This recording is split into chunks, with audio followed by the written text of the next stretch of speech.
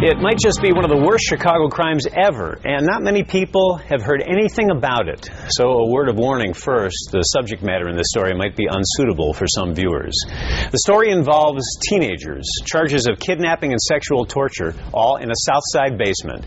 Tonight, in our special report, Mark Saxenmeyer pieces together what happened. I think they just looked for girls that they could talk or snatch, and I think they realized that she would be an easy target. She had gone to take out the trash to the back alley, but never came back. She was taken here to a little used laundry room in the basement of a Washington Park apartment building. You know what she told me? She said it was a long line, Mommy. It was just a lot of people, a big old long line. She was forced to have sex.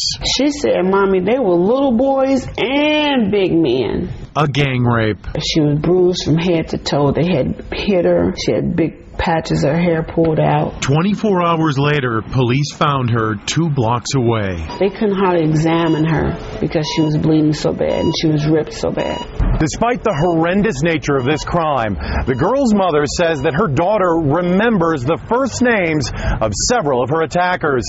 That information led police back to the crime scene, where they started interviewing neighbors, finding witnesses, and now they've arrested 3 people in connection with the crime.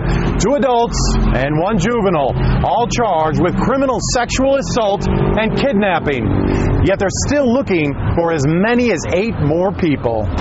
One of the accused, 18-year-old Raja Lattimore, lived just a couple doors south from the crime scene. I'm trying to find Raj Lattimore or his family. Not going to happen. Not going to happen. Also charged, 17-year-old Philip Brown, who lived in the building where the rape occurred. This is his mother. He didn't have no sex with her. But, she says, so many guys coming through the backyard, okay? I don't know what you went down there to do. I'm not going to sit here and act like I knew. Police and prosecutors say Brown told them he decided against having sex with the victim because when he went down into the basement, he saw a line of guys waiting for their turn with her. He became impatient, he said, and left. Even his mother admits. He was accessory to it because he should have said something about it. Did you go down there? I went down there. I saw it, but I ain't see them, like, what they was doing, but I knew. His name is Jock. He's 17, and he was questioned by police, but not charged. How many guys were down there? It was about 6. So you didn't partake in this? No, I ain't partake in that. But did you think it was a crime? I don't think she was raped because she let him do it. It was her own free will to have sex. You heard me crying? Yeah. You was crying too.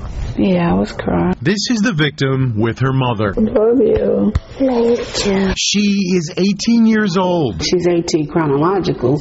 You know, she's 4 and 5 on a good day. We don't have school tomorrow. Really? What's today?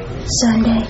No, today is Thursday. Thursday. So tomorrow's what? Wednesday. She's mostly mentally challenged. Your ass is Hazel. Mm-hmm. Is she mentally disabled?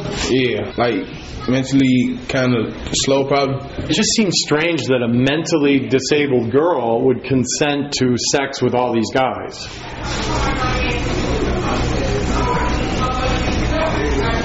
You don't know? You don't think it's wrong? I'm saying, but she let him do it. It's like she knew what she was doing. But you just said she's mentally disabled.